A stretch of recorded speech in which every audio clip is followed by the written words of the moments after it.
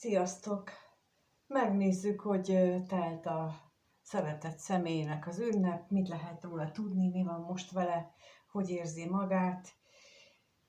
Ilyen és ehhez hasonló kérdéseket teszek fel. Meglátjuk, hogy milyen válaszok érkeznek. Remélem nektek is jól telt az ünnep, és már várjátok, hogy készüljön az a videó, úgyhogy kezdjünk is hozzá. Úgyhogy az a kérdés, hogy mit lehet tudni erről a szeretett személyről. Mit tudhatunk az ő jelenlegi helyzetéről? Hogy van ő? Mit tudhatunk róla?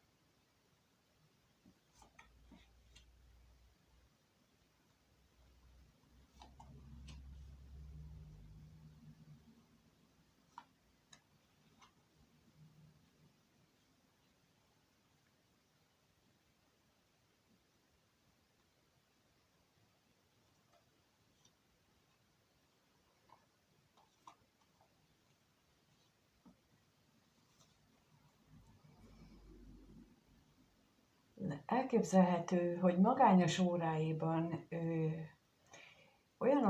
olyanokon gondolkodik, hogy egy kapcsolat túlságosan magába szippantotta őt, vagy másképp kifejezve, hogy túlságosan ragaszkodik egy kapcsolathoz, és arra vágyna, hogy ezt a túlzott ragaszkodását azt valahogy el tudna engedni, vagy tudna rajta lazítani. A lényeg az, hogy most úgy látja, hogy van egy kapcsolat az életében, vagy egy elképzelt kapcsolat, amiről ő mondjuk így fantáziál, és az túlságosan nagy hatással van rá.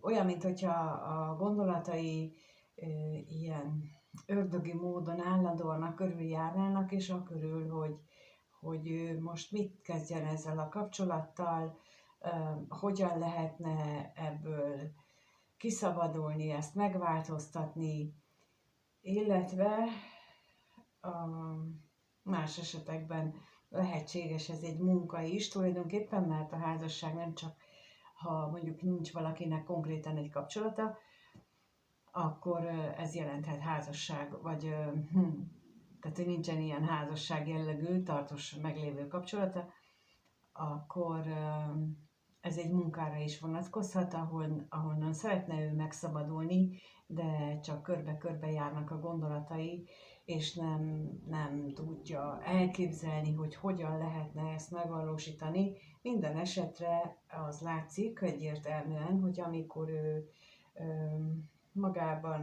magába fordul, akkor ő ezen agyal, ezen gondolkodik. Na nézzük ezt a hamisságot, hogy mit tudhatunk meg róla. Mi ez a hamisság?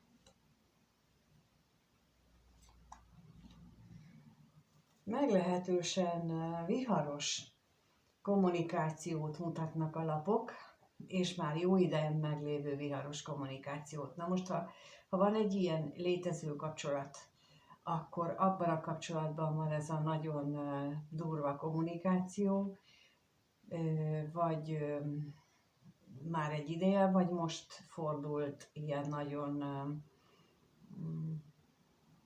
durvára, nagyon nem szépre, és akkor ebből kiindulva érthető, hogy ő miért akarja, vagy miért azon gondolkodik, hogy ezt hogyan lehetne elengedni, de nézzük a bírót.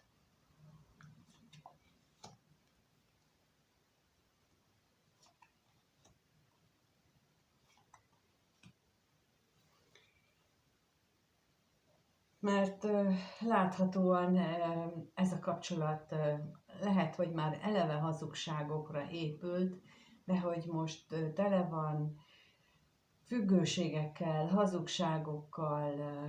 Itt azt hiszem, hogy mindenki mindenkinek hazudik, de ugyanakkor meg ott van valamiféle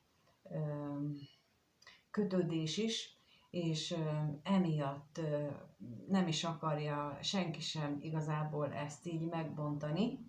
Teljesen mindegy, hogy egyébként milyen szörnyű, mert olyan, minthogyha őket valamilyen kötelék összekötné. Itt most nagyon határozottan ilyen tényleg az látom így magam előtt, hogy ők össze vannak úgy kötve, mindaddig, ameddig egy varázsszó el nem hangzik. Bocs, most ez jött közben, hogy ki kellene mondani valakinek valamit. Valószínűleg mindenkinek más az, ami a varázsszó, már úgy értem, hogy például ebben a kapcsolatban is mindenkinek más az a varázsszó, ami az ő saját lelki terhe alól felszabadítaná, például azoknál, akiknek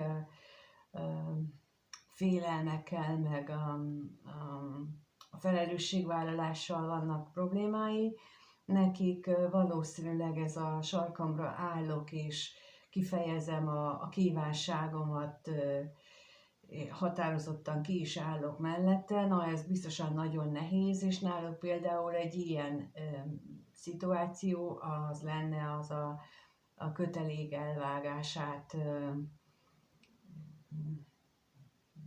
okozó varázsszó, mondjuk így, annál, akinek viszont az lenne a leckéje, hogy megtanulja azt, hogy nem ragaszkodok mindenhez, például egy bika dominanciával, bika felszállójeggyel rendelkező embernél, vagyis leszállójeggyel, bocsánat, rendelkező embernél, ott nagyon ragaszkodik a szokásokhoz, a családi mintákhoz, ahhoz, hogy ki mit szól, és ő neki szinte elképzelhetetlen az, hogy ő bármire is azt mondja, hogy nem azt, hogy feladom, mert nem feladni kell, hanem azt mondja, hogy nem ragaszkodom tovább, hogy nem birtoklok tovább, hogy nincsen bennem a félelem.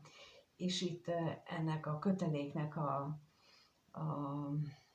feloldásához ebben az esetben az elengedend, a valódi elengedés, ez lenne a varázsszó. Tehát azért mondom, hogy itt egy csoportot érzékelek itt ebből a kapcsolatból, tehát nem csak egy embert itt ezek alapján, hanem több embernek legalábbis az jelent meg így előttem képként, miközben ezt mondom, hogy több ember van úgy összekötve, mint a vicces filmekben, amikor így lasszóval összekötnek egy csomó embert, és akkor így meghúzzák, és nem tudnak kiszabadulni. De ez egyáltalán nem ennyire vicces ez a szituáció, mint ahogy ezt én most próbáltam érzékeltetni. Tehát náluk egy ilyet érzékelek most. Hát nem volt akkor így kellemes a karácsony, hogyha ilyen végkifejletre jutott, de megnézzük, hogy te veled kapcsolatban van-e, remélhetőleg nem. Vagy lehet pontosan te vagy az, aki miatt neki ilyen gondolatai lehetnek, aki miatt már nem elégséges ez a kapcsolat az ő életében. Na lássuk, hogy a kérdés akkor az, hogy mit gondol ez a szeretett személy a nézővel kapcsolatban, milyen gondolatai vannak ennek a szeretett személynek a nézővel kapcsolatosan, milyen gondolatai vannak veled kapcsolatosan.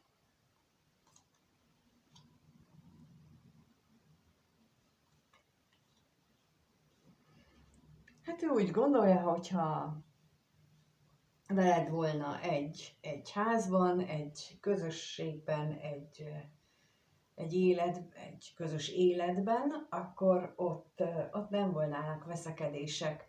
Lehetnének más problémák, sőt olyan nehezítő körülmények is, amelyek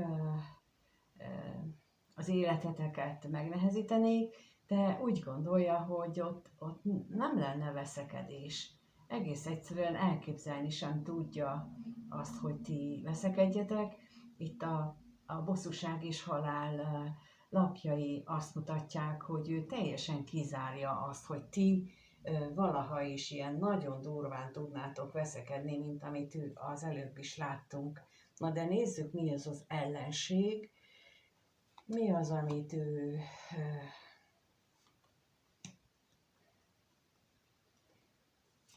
akadályként úgy el tud képzelni? Hát lehetséges, hogy az ő mélységes félelmeit, vagy a féltékenységét, vagy akár a te féltékenységedet és te félelmeidet, de az is lehetséges, hogy itt attól való félelem van, hogy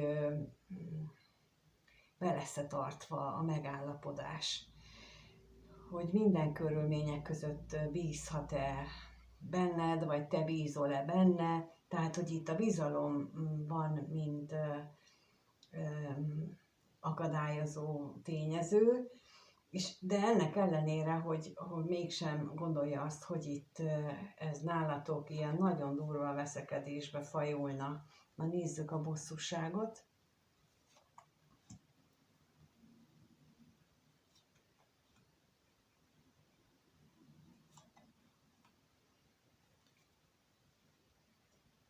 Hát,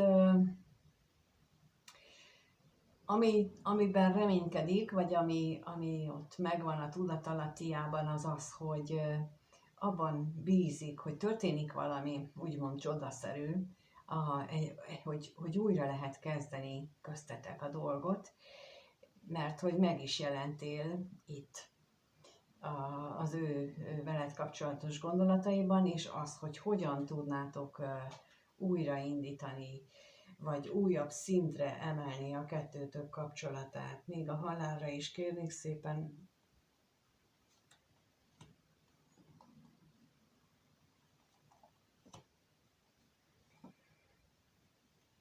Mert úgy tűnik, hogy mostanában azért nem találkoztatok, illetve ha találkoztatok, akkor is a találkozás az nem csak egyszerű légy ott volt, mondjuk így, hanem valódi mélységeket, mély érzelmeket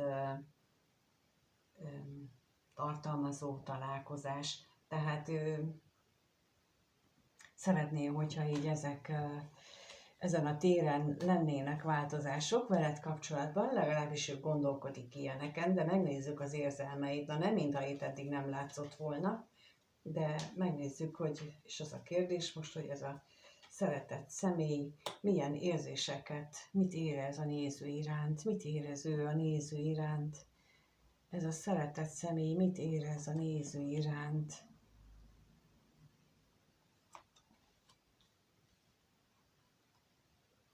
Mit érez iránta, a néző iránt.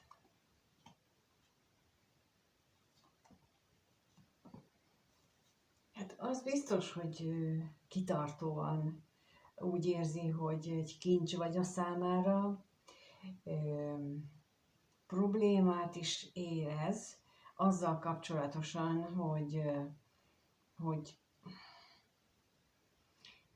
hogy mennyire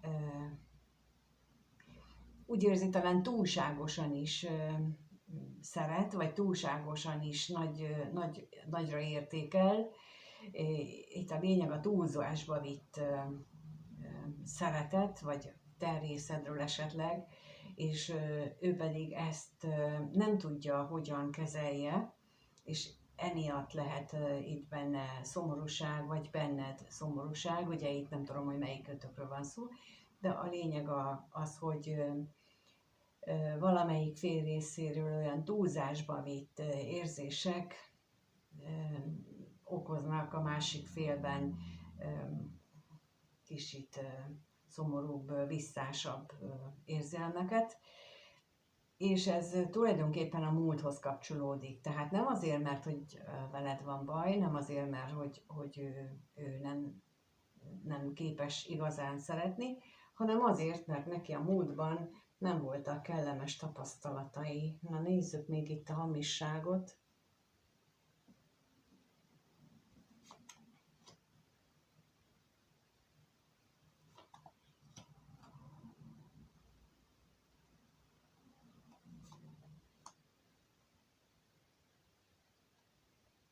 Nagyon az jön ki, hogy úgy látom, hogy nagyon elhatározta azt, hogy megújítjátok ezt a kapcsolatot.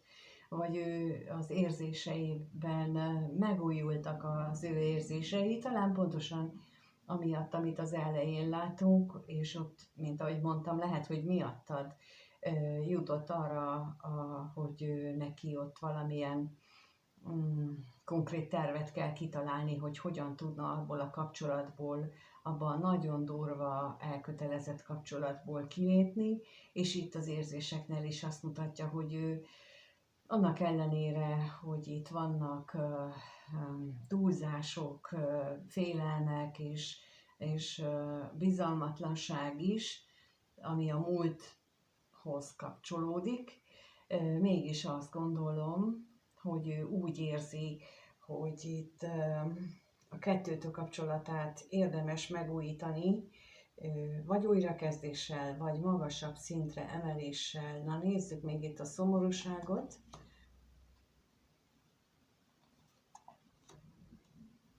Hát itt azt gondolom, hogy egyrészt hiányozhat neki a testi kapcsolódás is, másrészt pedig egy nagyon mély belső lelki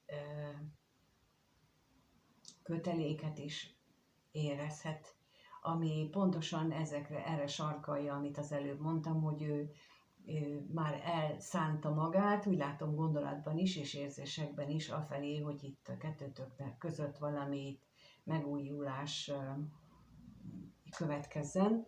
Hát 2026-os év a megújulás, az új kezdetek éve, és megspékelve mindezt, hogy március közepétől a tüzes ló évébe lépünk, a kínai asztrológia szerint is, az pedig egy nagyon szenvedélyes és nagyon akaraterőt adó energia. Hát én tüzes ló évében születtem, úgyhogy én aztán tudom, hogy mit jelent az, hogy akaraterővel ruház fel, tehát hogy így nagyon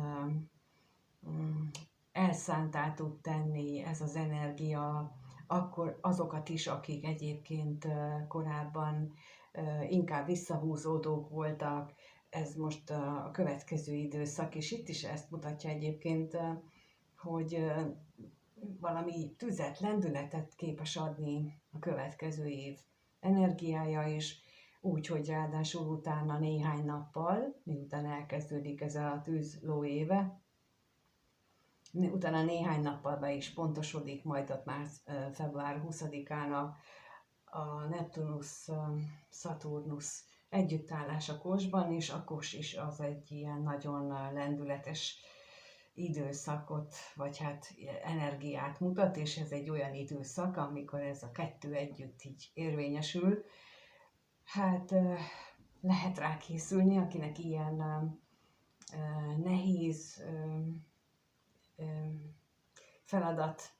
a feladat előtt áll, hogy ott még több ilyen energia jön. Persze jön már itt a következő január első hetétől kezdve, folyamatosan jönnek olyan nagyon együttállások, folyamatosan lesznek, és így úgy gondolom én, vagyis én úgy érzékelem ezt, hogy minthogyha így treníroznának bennünket az égiek, az égi energiák, hogy mindenki a maga ütemében elérhessen egy ilyen katartikus ponthoz, amikor átüti azt a zsinórt, amit mondtam az előbb, hogy amit láttam, hogy így, ami megköti, oda köti,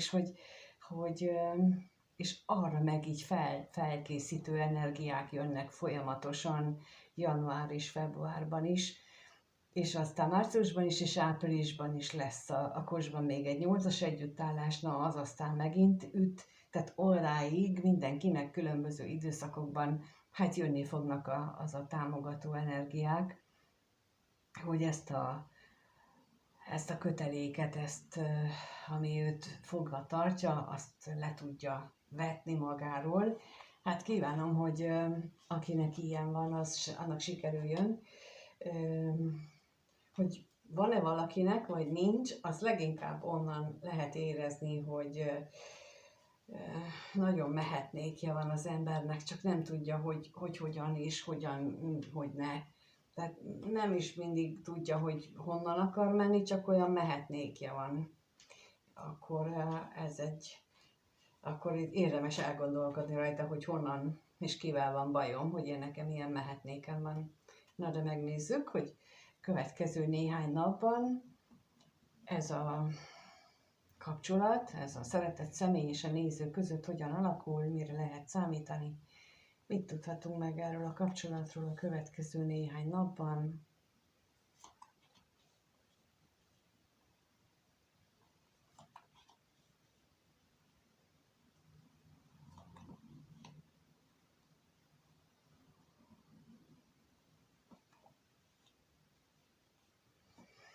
Úgy látszik, hogy egyre erősödnek a vágyak, méghozzá a lelki vágyak. Tehát amitől az előbb beszéltem, hogy ott mélyen bennünk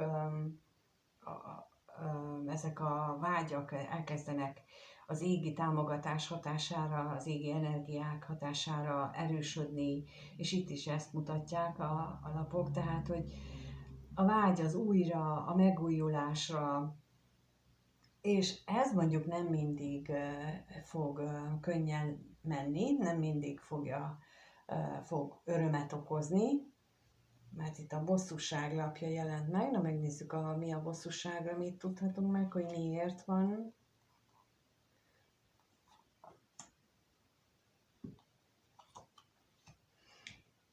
Gyanítom, hogy itt azért a hátráltató tényezők ezt nem fogják tétlenül nézni, és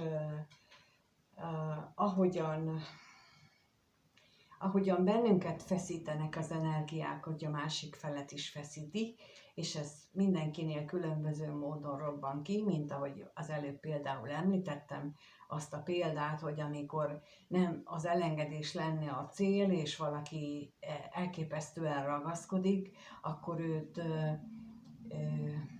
állandóan olyan álmok gyötörhetik, hogy őtől ellopnak valamit, hogy őt kifosztják, hogy őt megrabolják, kirabolják, tehát hogy ő, vagy még hogyha nem is álmodik, hanem folyamatosan ez a kényszerképzete van, és emiatt még jobban ragaszkodik, még jobban szorítja, de ilyen módon is megnyilvánulhatnak azok az energiák, amiket az előbb mondtam, és hát őszintén szólva, ezek azért vannak, hogy engedjük már el, tehát hogy ne szorítsuk, hogy ne szorítsuk jobban a kezünket össze, hanem hogy végre mondjuk azt, hogy akkor, amit gyakran szoktam mondani, hogy el kell jutni a nyomorúságnak arra a fokára, hogy azt mondjuk, hogy legyen meg a te akaratod, és akkor egyszerűen csak elengedi az ember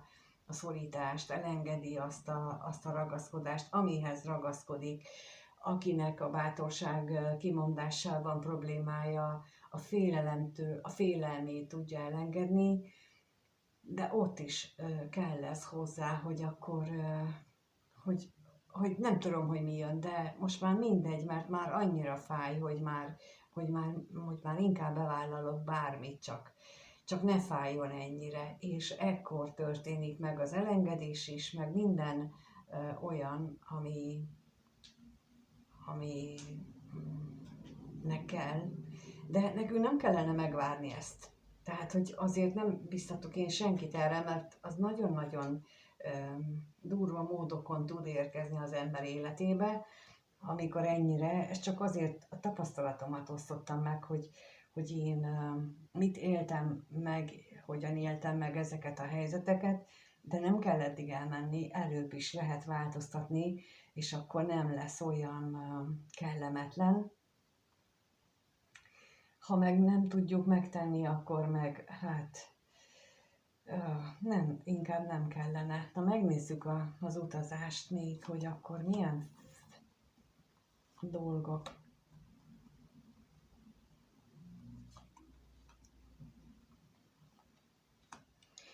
Úgy látom, hogy rengeteget gondolkodhat még azon is, hogy ezt a függőséget, amit ott a legelején is láttunk, hogy annak a lezárását, annak az elengedését, és ez lehet hazugság, de lehet bármilyen más függőség is, Itt jelen esetben függőség alatt azt is értem, amikor azt hisszük, hogy mi nem tudunk más körülmények között élni. Amikor azt hisszük, hogy én nem tudom elképzelni, hogy én más szokásrendszert vegyek fel, hogy én ne ebből a szobából menjek ki az udvarra, vagy a lakásból menjek ki, hanem hogy én egyáltalán elköltözzek innen.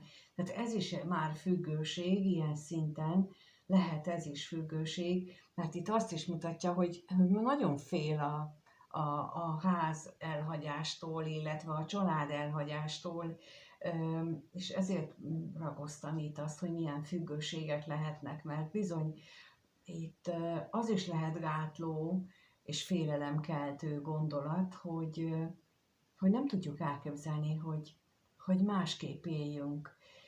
És erre megint csak azt tudom mondani, hogy nem kell megvárni, ameddig a föntiek ezt megmutatják nekünk, hogy dehogy nem tudod, tehát bármit tudsz te, amit akarsz. Szóval ezt nem kell megvárni, amíg ők mondják. Jobb, hogyha magunktól mondjuk azt, hogy mindent ki tudok bírni. Bármit, amit az élet hoz, mert bízom a Teremtőben, ő nem hoz nekem olyat, amit én nem tudok elviselni. És nem kell megvárni, amíg azt mondjuk, hogy ettől bármi jobb, hanem már előtte mondhatjuk, hogy akkor bízom az égi segítségben, az égi segítésben, és akkor legyen úgy, ahogy lenni kell. Ezt bármikor meg lehet tenni. Ő úgy látom még nem tart itt, nagyon sokat gondolkodik, és mondom, itt leginkább ezt a fajta félelmet érzékelem, hogy lezárna ő, befejezni ő, de egyelőre nem tudja el sem képzelni azt, hogy hogyan lehet másképp, hogyan lenne. És láttam embereket, akik inkább belehaltak abba, csak nem tudták elhagyni a házukat.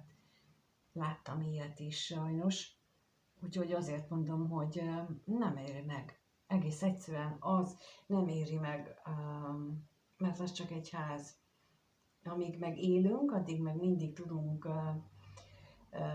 helyrehozni dolgokat, helyre tudjuk hozni akármilyen elrontott életünket, lehetőséget kaphatunk arra, hogy akiket megbántottunk, azoktól bocsánatot kérjünk, és mi is megbocsássunk másoknak, és ez az életünk célja, úgyhogy ezért biztatok mindenkit arra, hogy így nézzük a dolgainkat, hogy nem kell megvárni, ameddig az élet elbrudal ki bennünket egy-egy szituációból. Köszönöm, hogy itt vagytok, és nézzétek a videót. Köszönöm, ha tetszik és lájkoljátok, vagy megírjátok kommentben. A leírásban megtalálhatjátok az elérhetőségemet, még holnap tudtok tőlem konzultációt kérni, aztán utána már nem lehet, hanem csak ilyen videókat tudok nektek hozni, ott januárban, úgyhogy majd ott megmondom tovább, hogy hogyan lesz, de egyelőre ennyi, amit tájékoztatásul el tudok mondani, és amíg újra jövök másik videóval, addig pedig mindenkinek minden jót kívánok, sziasztok!